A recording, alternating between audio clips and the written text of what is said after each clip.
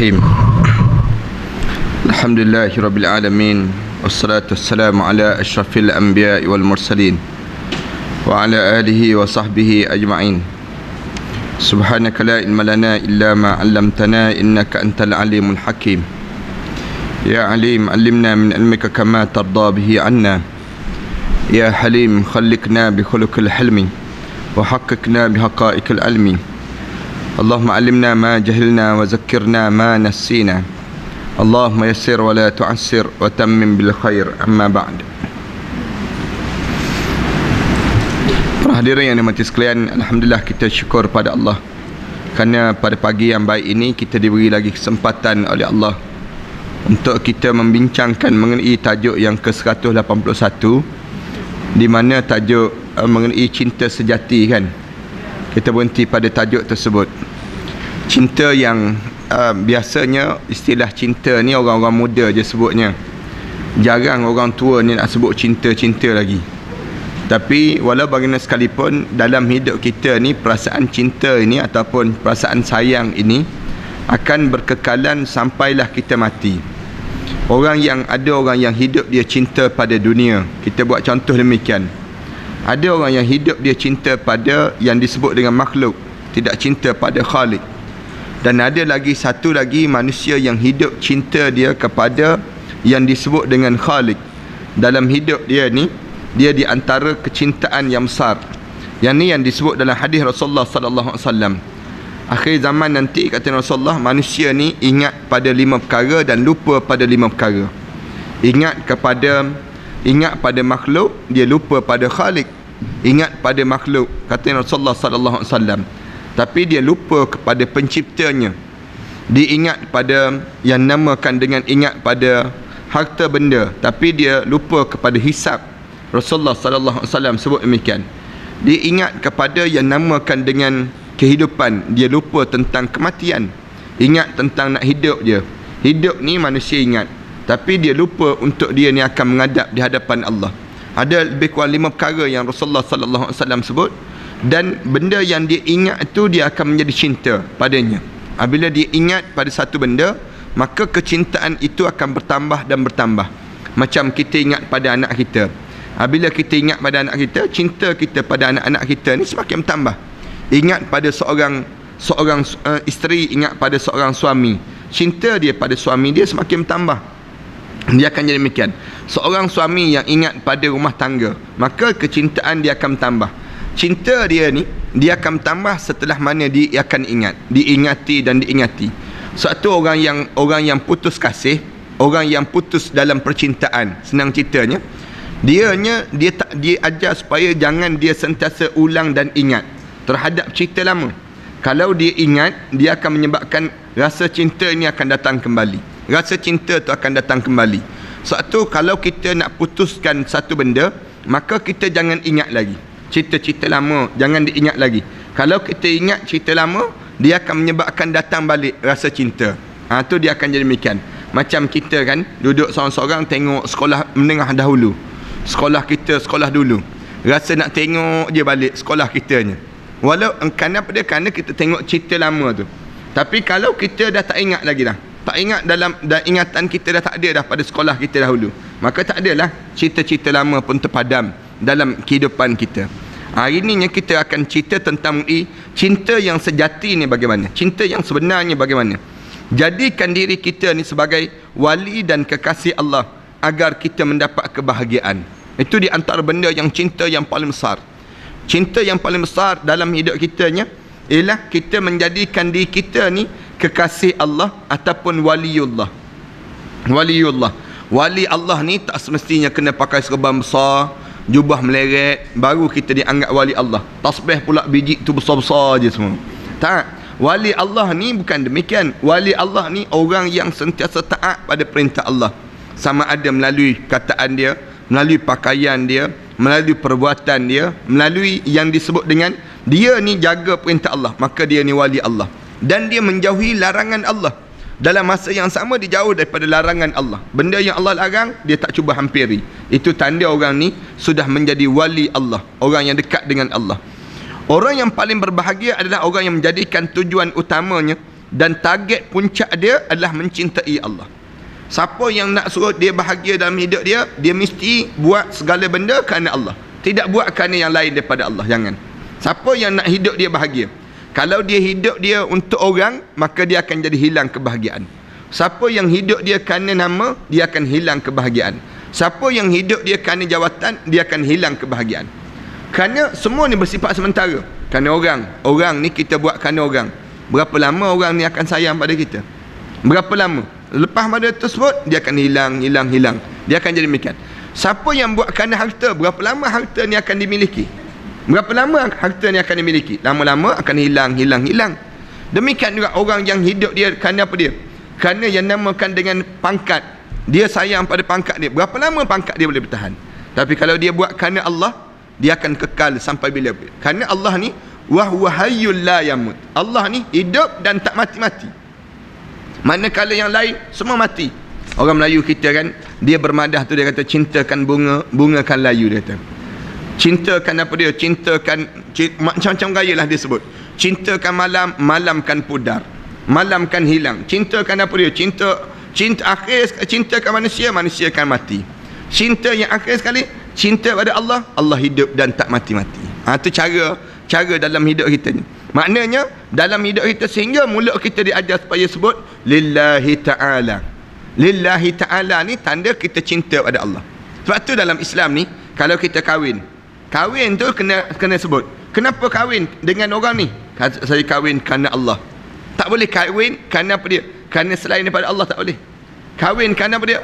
Rasulullah sebut, siapa yang kahwin kerana cantiknya wanita ini, dia akan dapat kehodohan daripada wanita ini.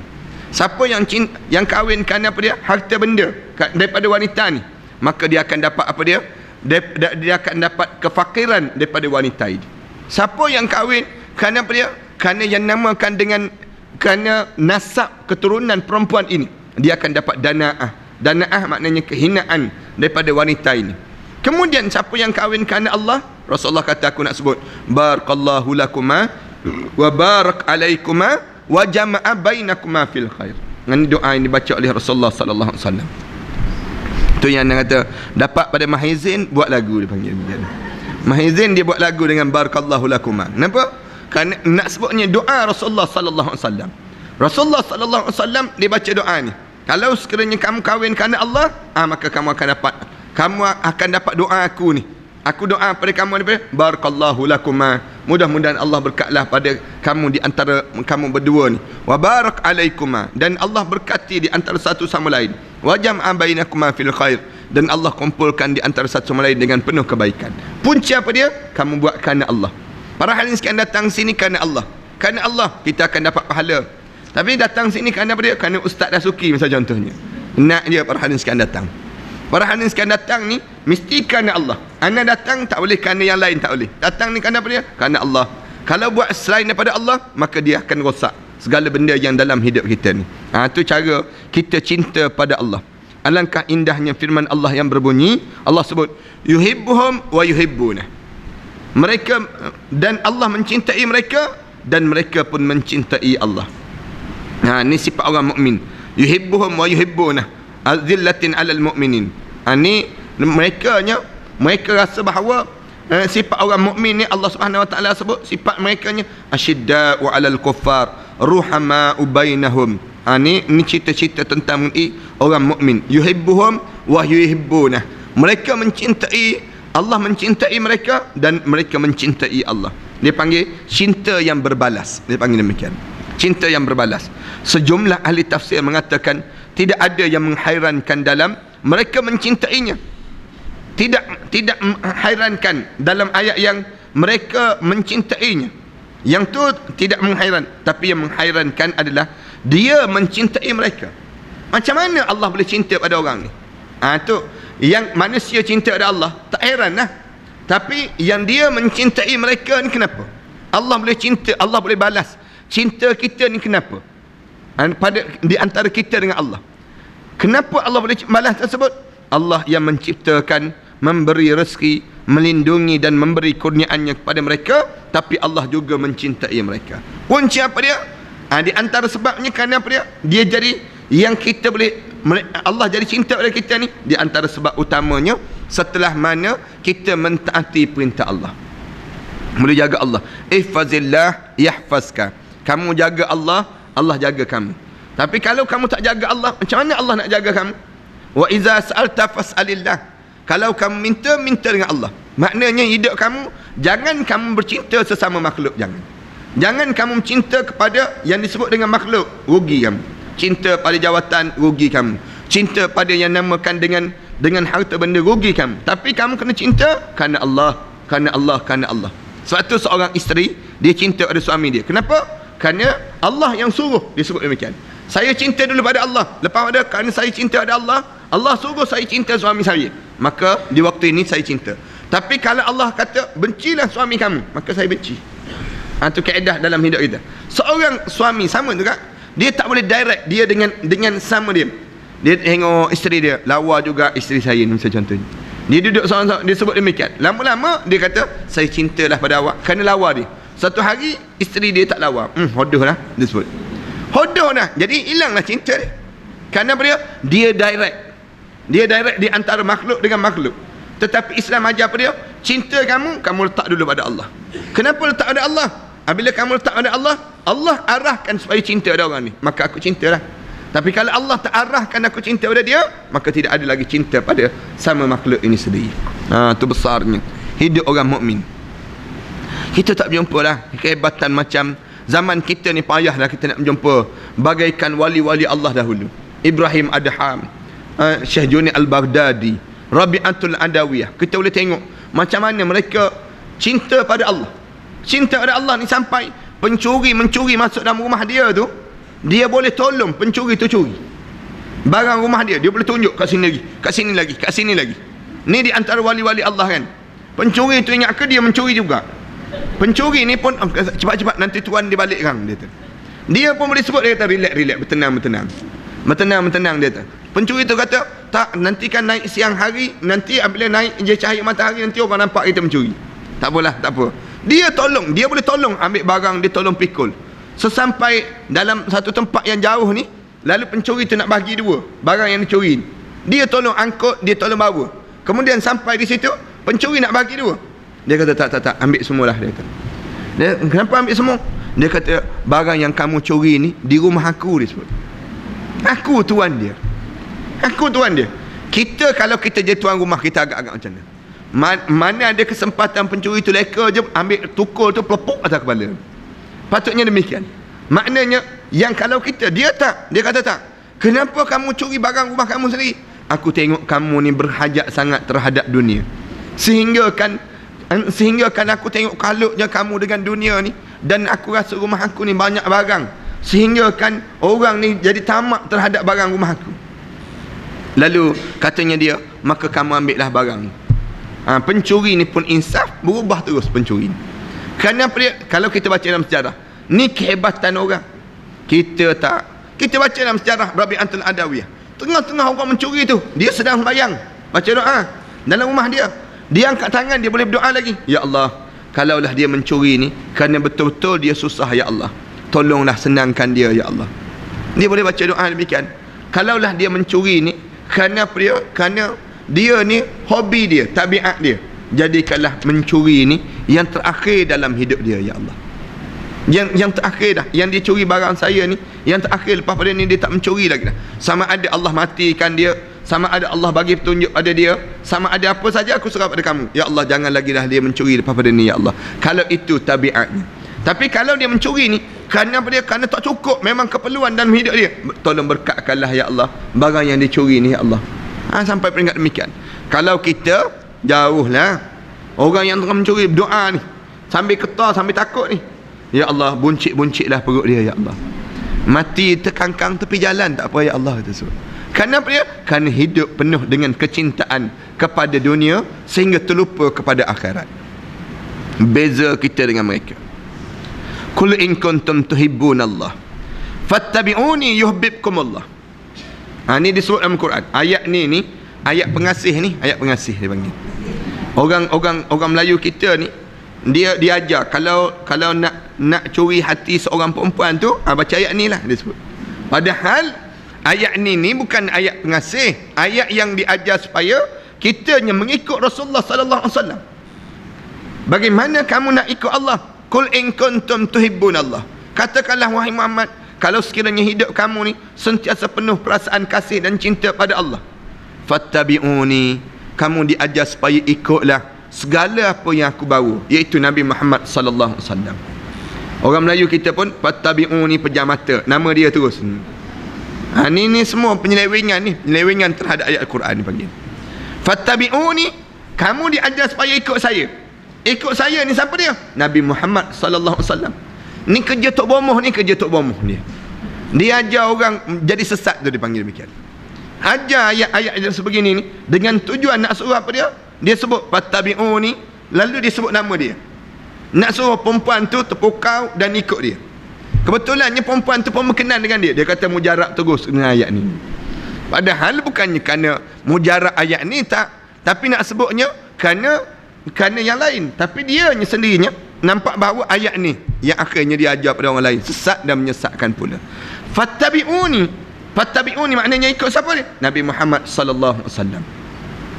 Yuhibbukumullah, apabila kamu ikut apa yang dibawa oleh Nabi Muhammad, kamu akan dicintai di sisi Allah.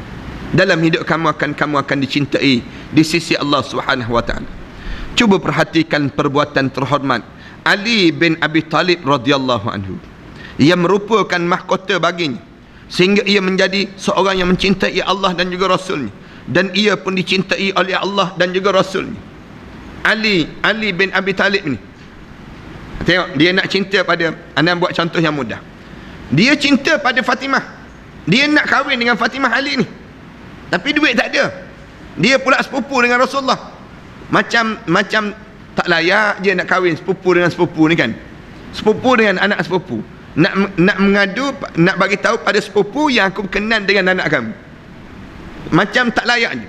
Tapi apabila orang yang cinta betul-betul kerana Allah arahkan Nabi Muhammad sallallahu alaihi wasallam sebut pada Abu Bakar, bagi tahu pada Ali masuk minanglah Fatimah. Tengok cara demikian.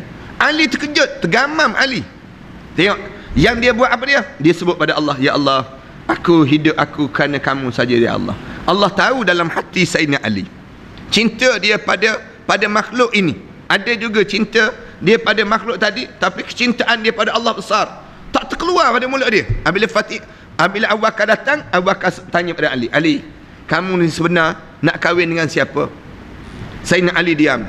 Sayyidina Ali kata, itu rahsia, biarlah rahsia. Senang cerita, nak sebutnya senang ceritanya, biar jadi rahsia je cinta. Nak kahwin dengan siapa? Lalu Abu Bakar kata, kalau aku bagi tahu tentang satu benda yang Rasulullah suruh sebut pada kamu, boleh tak? Sayyidina Ali kata apa dia? Rasulullah suruh kamu masuk meminang Fatimah Az-Zahra. Dengan saja demikian, Sayyidina Ali celik mata, bulat mata. Tengok Allah tahu cintanya Ali pada Allah tadi besar, sehingga kan Allah arahkan Nabi Muhammad sebut pada Abu Bakar, bagi tahu pada Ali. Tengok besarnya nilai. Sayyidina Ali kata, mana layaknya aku dengan anak Rasulullah? Mana layak aku dengan anak Rasulullah? Katanya Abu Bakar, tak. Sekarang Rasulullah suruh kamu datang, sebab ramai dah orang lain masuk minang ni. Orang lain masuk minang, semua Rasulullah diam. Tiba-tiba waktu mana Sayyidina Abu Bakar tanya, sebenarnya disediakan Fatimah ni untuk siapa? Untuk siapa ya Rasulullah? Rasulullah kata, untuk Ali karamallahu wajhah. Ali karamallahu wajhah. Tengok cara Rasulullah SAW sebut, dan Abu Bakar pun diarahkan oleh Rasulullah. Kita boleh tengok bagaimana proses kitaran, pusingan yang Allah susun tadi. Ali pergi, Ali terkejut. Waktu mana pergi berjumpa dengan Rasulullah SAW di rumah Maimunah tak silap ingatan Nanan. Maimunah tu bila dengar orang ketuk tu, Rasulullah suruh buka pintu. Rasulullah suruh Maimunah buka pintu. Orang lelaki kan datang, Rasulullah lah yang buka, patutnya demikian. Katanya Rasulullah, bukalah, itu Ali yang datang, kata Rasulullah SAW. Rasulullah dah tahu dah Ali yang datang. Lalu Maimunah ni, dia oleh kerana dia berusia sikit berbanding daripada, dia berkejaran nak pergi buka pintu ni. Baca dalam sirahnya, dia tersepak tikar tu. Macam nak terjatuh sikit, terkejar-kejar nak membuka pintu ni. Bila terkejar nak membuka pintu ni, akhirnya membuka pintu dan tengok Sayyidina Ali. Lalu Sayyidina Ali sebut, ya Rasulullah, aku tak ada apa-apa nak masuk meminang anak kamu ni. Ya Rasulullah, harta benda pun tak ada. Lalu dia tanya, habis tu apa yang kamu ada? Adalah sedikit je emas. Emas sikit je. Emas sikit je. Rasulullah SAW kata, lepas tu apa lagi? Baju besi, baju perang. Lepas tu apa lagi? Kuda. Lepas tu apa lagi? Pedang. Yang tu je yang ada. Lalu Rasulullah SAW sebut, baju besi, kuda, pedang itu untuk kamu perang. Manakala kamu bagi emas itu untuk perkahwinan dengan anak perempuan aku, Fatimah Az-Zahra. Tu cara demikian. Tengok cara Allah jadikan. Lalu namalah mas kahwin. Kita bawa kat kredit sekarang kan. Dia panggil kredit kahwin, dia panggil. Dia tak panggil lagi mas kahwin. Mas ni patutnya bawa emas mas kahwin. Kenapa kita bawa duit tu? Bagi duit dan sebagainya. Yang ni yang silap kita. Guna kalau kita betul-betul nak ikut sunnah Rasulullah, guna emas. Beli sekilo emas letak misal contoh. Nak sebutnya senang cerita ni. Kan orang kaya-kaya saja ni. Nak sebutnya beli dalam keadaan nak tunjuk je gambaran apa dia. Ni cara kita nak dia panggil baru betul dengan syariat Allah Subhanahu Wa Taala. Kalau tak boleh sekilo, beli 10 kilo pun tak apa. Nak sebutnya gambaran bagaimana Islam ajar dalam yang namakan dengan yang diajar dalam perkahwinan itu sendiri. Cuba perhatikan perbuatan terhormat tadi Sayyidina Ali karamallahu wajhah. Ada seorang sahabat Rasulullah yang sangat mencintai surah Al-Ikhlas. Surah Al-Ikhlas ni surah yang diajar supaya kita baca dan ulang. Kenapa? Nak suruh kita jadi ikhlas. Kalimat surah nama lagi surah Ikhlas. Nama lagi surah Ikhlas. Satu diulang. Orang yang baca Al-Ikhlas, dia akan jadi ikhlas. Baca surah Al-Ikhlas. Kadang-kadang ada setengah-setengah orang di sini pula, qul huwallah je, dia tanya. Tak, qul huwallah ini besar nilai dia. Dia membuka amalan-amalan kita yang lain. Kan? Dia membuka amalan-amalan yang lain. Amalan-amalan yang lain maknanya besar nilai surah Al-Ikhlas. Sehingga kan Allah turunkan surah nak suruh jadi ikhlas, surah Ikhlas. Surah Ikhlas dibaca dan dibaca. Kita tak perasan pun, kita ingat ringkas je surah Ikhlas kan. Tak, sebenarnya orang yang baca surah Al-Ikhlas dia jauh daripada syirik. Orang yang baca surah Al-Ikhlas dia akan hidup bergantung dengan Allah. Orang yang baca surah Al-Ikhlas dia akan tahu tempat yang dia kena minta tolong, dengan siapa yang dia kena minta tolong. Maknanya surah Ikhlas dibaca dan dibaca dalam hidupnya. Bacaan itu selalu diulang dan diulang dalam setiap rakaat solat. Dalam sembahyang dia qul huwallah je. Tak ada dah surah yang lain. Baca pada diri dia. Selalu dibaca dalam zikirnya. Menjadi kebiasaan dalam zikirnya, selalu diucapkannya. Dia sentiasa kagum dengan ayat Al-Quran Karim yang disebut dengan surah Al-Ikhlas ini. Selalu diingatkan untuk menyegarkan hatinya. Di saat mana lemah jiwanya, perasaannya, dia rasa letih tu badan dia baca surah Al-Ikhlas. Al-Ikhlas menguatkan jiwanya, menguatkan tenaganya, menambahkan rasa cintanya kepada Allah. Dia akan jadi demikian. Kemudian dan untuk menggerakkan anggota tubuh badannya, dia baca surah Al-Ikhlas. Nak gerakkan anggota tubuh badan kita ni, dibaca surah Al-Ikhlas. Itu cara demikian. Nak sebutnya nilai yang besar dalam hidup dia. Semalam dalam kuliah malam mana cerita tentang mengenai apa ni? Sedekah. Dalam hidup kita ni ada 360 ruas anggota badan kita. 360 ruas ini kita diajar supaya apa dia? Nak memenuhkan 360 ruas dalam hidup kita ni kena bersedekah. 360 ruas sendi-sendi tu badan kita. Dan 360 ruas sendi-sendi ni dia akan senang untuk kita masuk dalam neraka. Kalau kita tak bersedekah, macam mana nak suruh nak jauh kita terpadam api neraka 360 ruas ini untuk dihumbat daripada terhumbat dalam neraka Allah, yang namakan dengan kita bersedekah. Di antara sedekah yang besar pada diri kita ialah baca Quran sedekah, tasbih sedekah, tahlil sedekah. Dan kalau boleh tiap-tiap hari ni kena lebih daripada 360 kali kita bersedekah sehari. Sedekah tak semestinya dengan duit. Sedekah dengan mulut, la ilaha illallah Muhammadur Rasulullah fi kulli lamhatin wa nafasin adada ma wasi'ahu ilmullah. Baca la ilaha illallah wala haula wala quwata illa billah. Setiap tahlil kita ni, setiap yang kita buat tu, kita telah memadamkan api neraka pada tubuh badan kita ni 360 ruas, katanya Rasulullah sallallahu alaihi wasallam. Tak percaya, balik nanti kira sendiri berapa ruas dalam di anggota badan kita ni. Rasulullah kata ada 360 ruas, dan ruas-ruas ini senang terbakar, senang dibakar dalam api neraka Allah. Macam mana kita nak suruh padam api neraka sini? Baca ayat Quran, baca tasbih, baca zikir. Dan di antara ayat yang senang nak memadamkan ini, qul huwallahu ahad, qul huwallahu ahad. Hari ini baca qul huwallahu ahad, Allahus samad, lam yalid walam yulad walam yakul lahu kufuwan ahad. Dibaca dan dibaca pada diri kita. Rasulullah sallallahu alaihi wasallam bersabda, hubbuka iyyaha adkhalakal jannah. Oleh kerana kamu sangat mencintai surah Al-Ikhlas dalam hidup kamu ni, hubbuka iyyah, kamu akan bersama dengannya. Siapa yang kamu sayang, kamu cinta, adkhalakal jannah, bersama dengan itulah kamu akan dimasukkan dalam syurga nanti.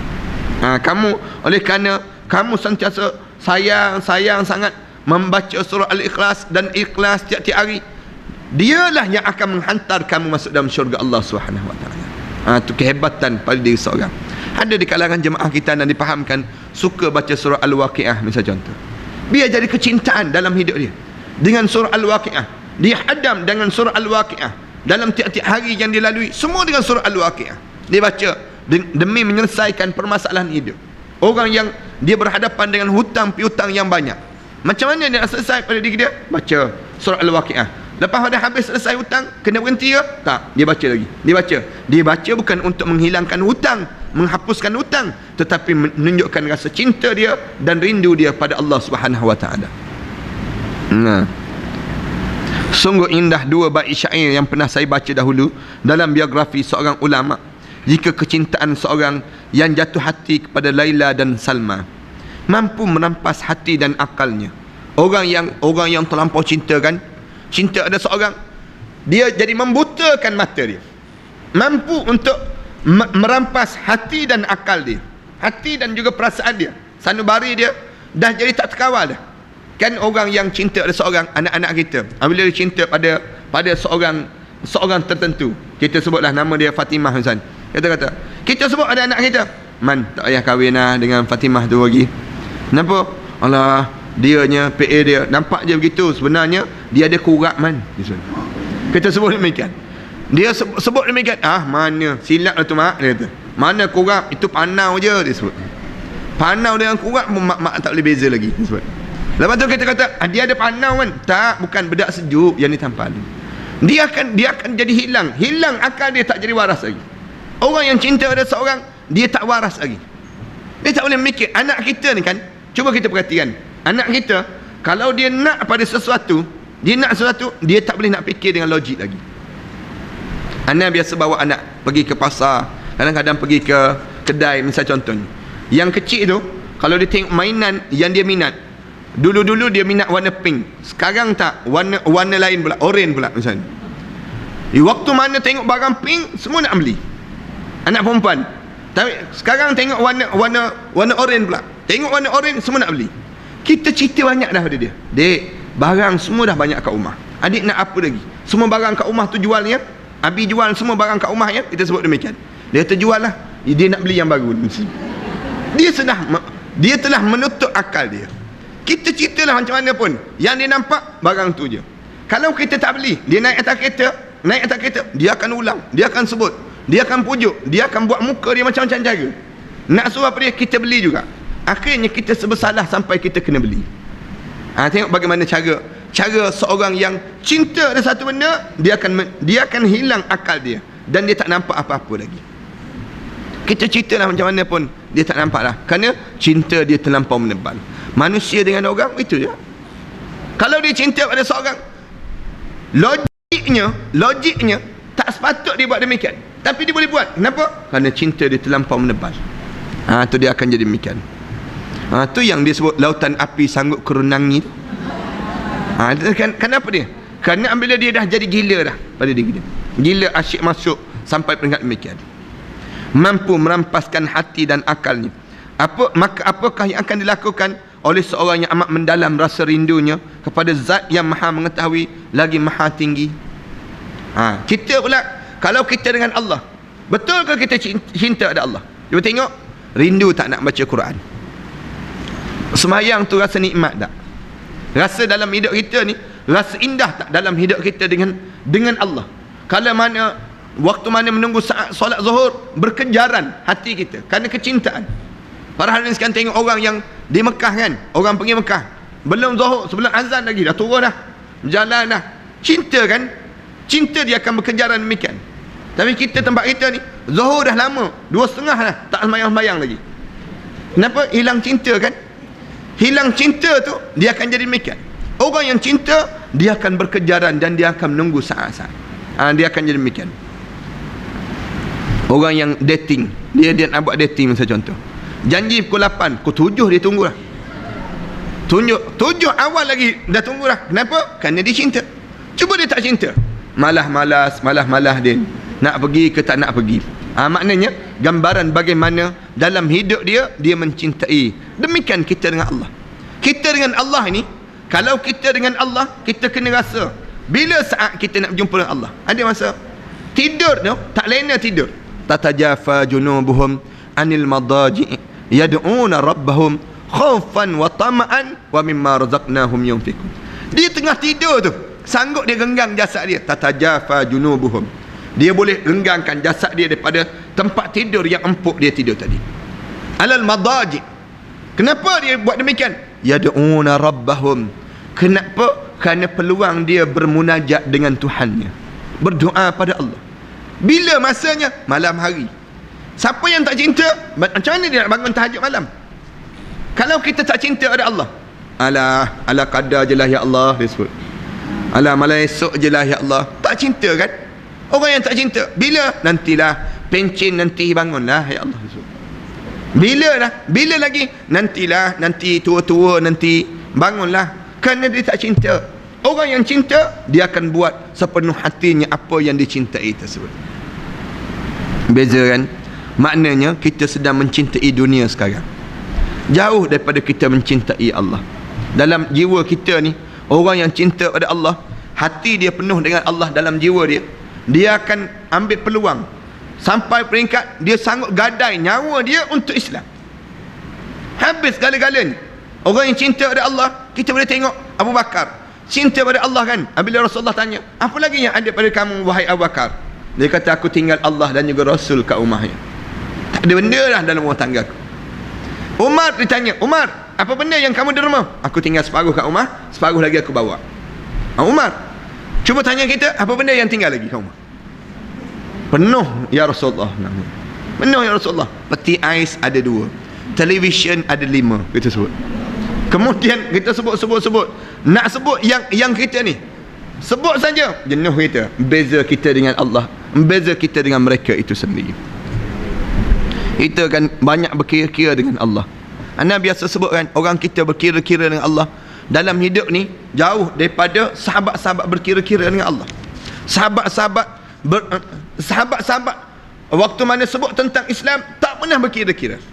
Kita berkira-kira. Tengok kita bayar Astro RM120 sebulan. Derma tak sampai RM120 pun. Tak sampai RM120 sebulan. Kita dalam hidup kita untuk dunia kan banyak sangat, untuk akhirat sikit je pada diri kita. Maknanya kita tak rasa yang kita ni berhadapan dengan cinta yang sejati kita dengan Allah Subhanahu wa taala.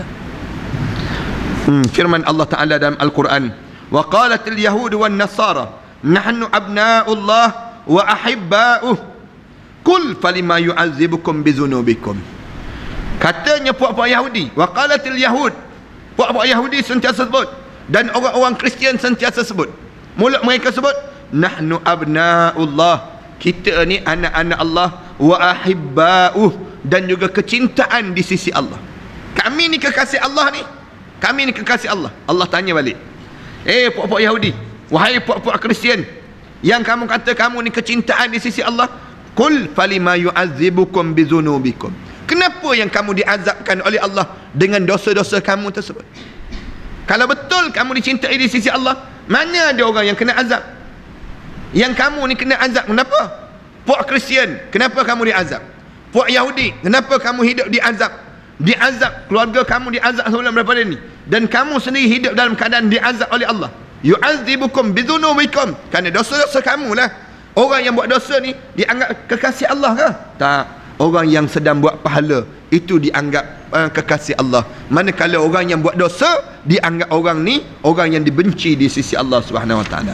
Siapa orang yang dicintai di sisi Allah? Orang mukmin, orang yang hidup dalam keadaan kecintaan pada Allah. Cerita cinta, kalau kita baca cerita cinta Majnun dan juga Laila, yang sangat terkenal itu, Majnun dan juga Laila, menunjukkan bahawa Majnun akhirnya dibunuh oleh cintanya kepada Laila. Cinta ni ada ke tak ada, wallahu alam lah. Tapi cinta ni glamour. Cinta Shah Jihan dengan isterinya, kita boleh tengok bagaimana cinta dia ni sampai diabadikan dengan Taj Mahal. Ini contoh-contoh orang yang cinta pada seorang, tahan juga cinta yang demikian. Maknanya pada isteri dia tidaklah cinta pada kekasih dia dan sebagainya. Orang yang hidup dalam keadaan cinta pada orang yang bukan isteri dia, bukan dalam keadaan orang lain dan sebagainya, inilah kebodohan yang melampau dalam hidup dia. Orang yang hidup dia cinta pada apa dia, dia letak cinta pada isteri dia. Ada lagi cinta yang besar pada dia, kamu letak cinta pada Allah dan juga Rasul dalam hidup kamu. Menunjukkan bahawa Majnun akhirnya dibunuh oleh cintanya kepada Laila, kerana semata-mata cinta pada Laila. Qarun dibunuh oleh cintanya kepada harta benda. Kita boleh tengok bagaimana Laila dan juga Majnun dibunuh kerana cinta pada Laila. Qarun pula cinta kepada harta benda. Fir'aun dibunuh oleh cintanya kepada kedudukannya. Fir'aun terlampau sayang sangat pada jawatan dia, yang disebut dengan yang dipertua presiden ni, yang dia rasa bahawa dia ni hebat, dia ni besar dan sebagainya. Mati dia dibunuh dalam keadaan kedudukan dia. Tetapi Hamzah, Ja'far dan Hanzalah mati kerana cinta kepada Allah dan juga Rasul. Ni di antara orang yang cinta pada Allah dan juga Rasul. Boleh tengok perbezaan di antara orang yang sama-sama mati ni. Sama-sama mati. Di antara mati kerana cinta pada selain makhluk, cinta selain pada makhluk, kepada cinta pada makhluk. Di sana ada perbezaan yang besar. Alangkah jauhnya jarak yang memisahkan di antara kedua kelompok manusia ni sendiri. Mati pasti mati, tapi jangan mati dalam keadaan cinta pada dunia, jangan. Tetapi matilah dalam keadaan cinta kepada Allah. Dalam hidup kita, waktu mana kita mati, Allah Subhanahu Wa Taala sebut, apa dia? Dalam Al-Quran Al-Karim sebut, ya ayyuhan nafsul mutmainnah irji'i ila rabbiki radiyatan mardiyah fadkhuli fi ibadi wadkhuli jannati. Ketika mati saja orang yang cinta pada Allah, Allah sebut apa dia? Ya ayyatuhan nafsul mutmainnah, wahai jiwa-jiwa yang hidup dengan penuh ketenangan. Kenapa dia kamu ketenang dalam hidup kamu? Cinta kamu tidak pada makhluk, cinta kamu tidak pada harta benda dunia, cinta kamu tidak yang namakan dengan pangkat, pingat dan sebagainya. Cinta kamu hanyalah pada Allah. Mati kamu dengan penuh yang namakan dengan kemuliaan dalam hidup ini sendiri. Dia panggil demikian. Ada 300 pegawai polis yang bunuh diri setiap tahun di Amerika Syarikat. 10 di antaranya berasal daripada New York. Sejak tahun 1987, jumlah pegawai polis yang bunuh diri di sana semakin bertambah jumlahnya. Kerana hidup tekanan. Sekarang pun kita sama juga ni. Masyarakat kita ni, kadar bunuh diri di Malaysia ni purata 7 orang sehari. Yang bunuh diri di Malaysia kita ni, jangan main-main. Bukannya kita baca negara orang tak bunuh diri kerana benda-benda yang tak munasabah langsung. Kan anda pernah cerita tu kan, ada seorang isteri yang bunuh diri kerana suami dia tak nak beli pinggan yang baru je. Pinggan yang baru ni peristiwa yang berlaku di Jengka. Bila suami dia bawa ke pasar raya, kemudian tersilap masuk lorong pinggan mangkuk tu kan. Dia sepatutnya kalau bawa isteri ni, jangan bawa ke lorong tu, bawa bahagian apa dia, bahagian bateri kereta, tayar, skru. Dia sepatutnya tempat tu. Silap masuk je, isteri memandang, cantik bang, cantik.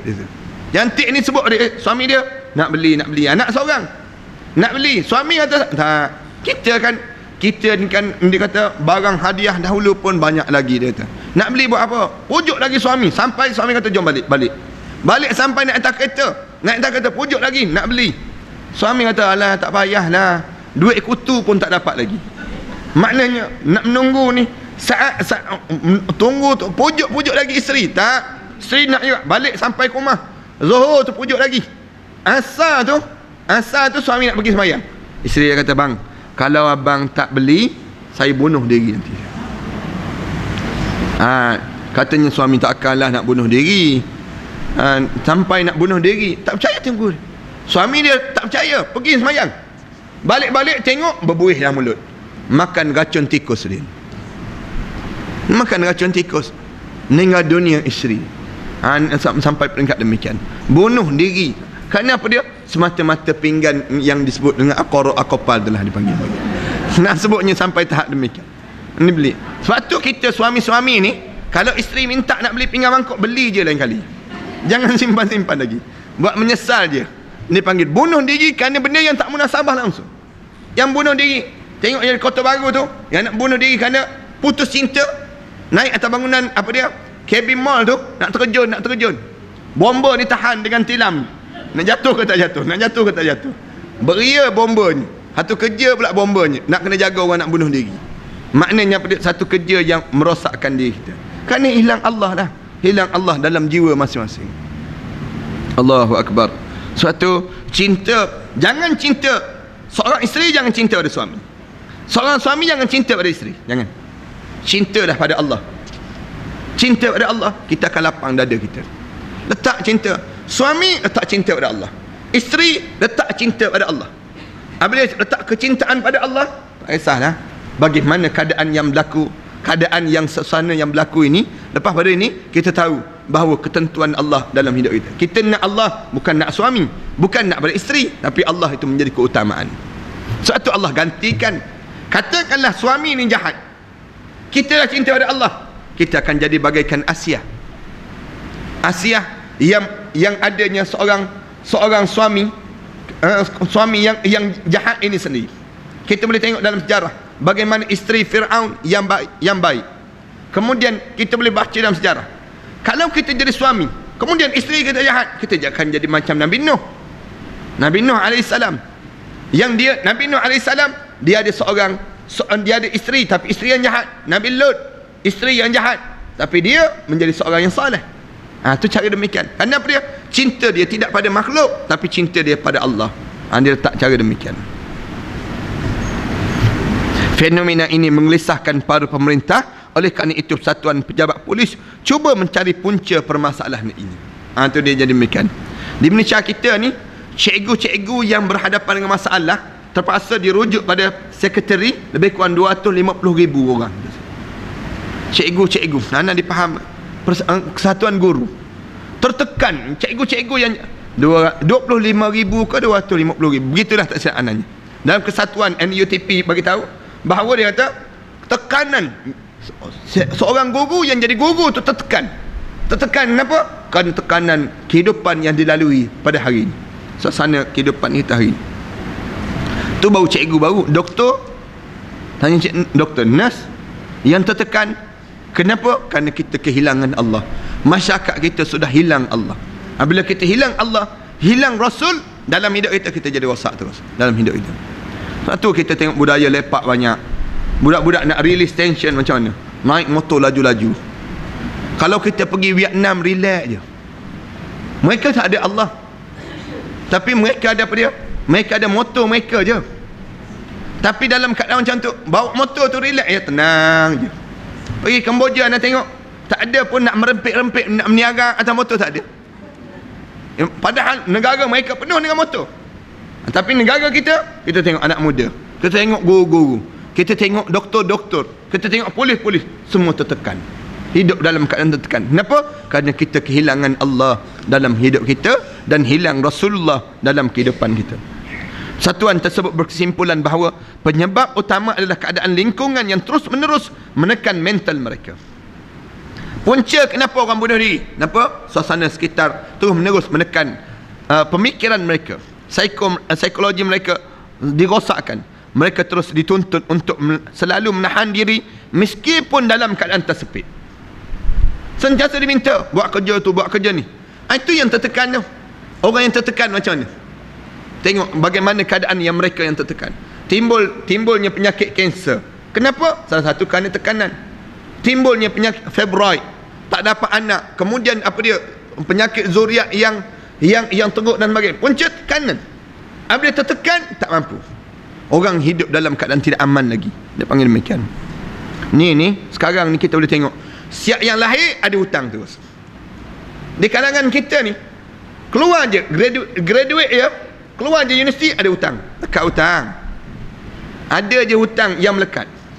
Sampai nak mati hutang tak lepas lagi. Di negara kita ni hidup dengan hutang je. Hutang itu, hutang ini, yang tak habis-habis. Kadang-kadang mati tu dalam hutang. Macam mana roh orang Malaysia kita nak boleh terlepas? Kerana dalam keadaan suasana yang namakan dengan tekanan dalam kehidupan ini. Dituntut supaya dapat bertahan menghadapi tekanan-tekanan yang semakin kuat sesuai dengan meningkatnya kes jenayah. Dan dituntut supaya dapat bertahan menghadapi berbagai macam penderitaan kerana berhadapan dengan orang-orang yang jahat yang menyaksikan korban kejahatan ini sendiri. Tak terdesak macam mana? Polis-polis pun terdesak. Macam baru ni. Dalam kes yang namakan dengan bersih. Kan tertekan polis tu. 3 hari tak bagi tidur. 3 hari tak bagi tidur nak kawal ni. Padahal orang tu nak tunjuk perasaan tu lambat lagi. Dia dah 3 hari dah berkawal. Tertekan polis. Seksa polis-polis ni sendiri. Dia boleh tumbuk orang, dia boleh sepak orang, terajar orang, puas hati dan dia lega. Mana 3 hari tak boleh tidur ni. Nak sebut sampai peringkat demikian, tekanan dalam hidup mereka. Gaji berapa je. Kemudian kalau kena, tengok yang kena dakwa ke mahkamah. Dia juga yang kena. Dia pula yang kena dakwa di mahkamah. Dia tertekan. Apabila tertekan, macam mana orang tu nak boleh kawal dengan cara yang baik? Dengan orang yang ramai, rempuhan berlaku, dia nak kawal macam mana? Bila tertekan berlaku, dia akan terjadi satu benda yang tak sepatutnya terjadi. Untuk kesan dia panggil demikian. Kesian, dua-dua kesian. Dia panggil demikian. Yang untung orang yang ke atas, yang duduk teropong tu seorang-seorang. Yang tu yang untung, relax je dia teropong. Kenapa dia relax? Kerana dia membiarkan orang lain kena. Orang lain, yang dia relax saja. Ni pengkhianatan yang sedang berlaku. Cakap banyak kan kena gam kita kan. Kesimpulannya selanjutnya adalah keberadaan senjata di tangan mereka yang memudahkan jalan mereka ke arah bunuh diri. Maknanya senjata di tangan mereka senang. Tengok polis yang jaga istana negeri Kedah tu kan. Constable dia. Dua-dua orang duduk sebelah-sebelah. Dua-dua, seorang lance corporal, seorang lagi constable. Nak marah tertekan, ambil pistol tembak kawan. Maknanya dia adalah kes-kes yang disebut ni. Wallahu alam dah, kita serah pada Allah. Tapi kenapa sanggup ambil pistol tembak kawan sebelah? Maknanya hidup yang penuh dengan tekanan. Dalam penelitian itu juga disebut bahawa 80% daripada tragedi bunuh diri itu dilakukan dengan menggunakan senjata mereka sendiri. Kebanyakan yang bunuh diri ni, dia guna senjata mereka sendiri. Dalam 3 hari berturut-turut, 3 pegawai polis membunuh diri dan mereka semuanya melakukan dengan pistol miliknya sendiri. Itu yang jadi polis. Yang doktor cari ubat tidur je. Yang penagih tertekan, cucuk diri sendiri jadi doktor. Hidup dalam keadaan tekanan. Kalau dah jadi tekanan begitu, hilang Allah. Apabila hilang Allah, hilang Rasul, dia akan jadi rosak dalam kehidupan kita ni sendiri. Sebab tu kita diajar supaya jaga cinta kita pada Allah, cinta kita pada Rasul. Mudah-mudahan kita diberi kerahmatan di sisi Allah. Jangan bersedih kerana syariat Islam itu mudah dan dipermudahkan. Kita sambung pada akan datang nanti lah, insya-Allah. Sallallahu alaihi sayyidina Muhammad wa ala alihi wa sahbihi wa sallam. Walhamdulillahi rabbil alamin. Bismillahirrahmanirrahim. Alhamdulillahi rabbil alamin wassalatu wassalamu ala rasul amin wa ala alihi wa sahbihi ajma'in. Allahumma shrah lana sudurana وحسن أخلاقنا ويسر لنا أمورنا. اللهم إنا نعوذ بك من علم لا ينفع ومن قلب لا يخشع ومن نفس لا تشبع ومن دعاء لا يسمع. ربنا آتنا في الدنيا حسنة وفي الآخرة حسنة وقنا عذاب النار. صلى الله على سيدنا محمد وعلى آله وصحبه وسلم. الحمد لله رب العالمين.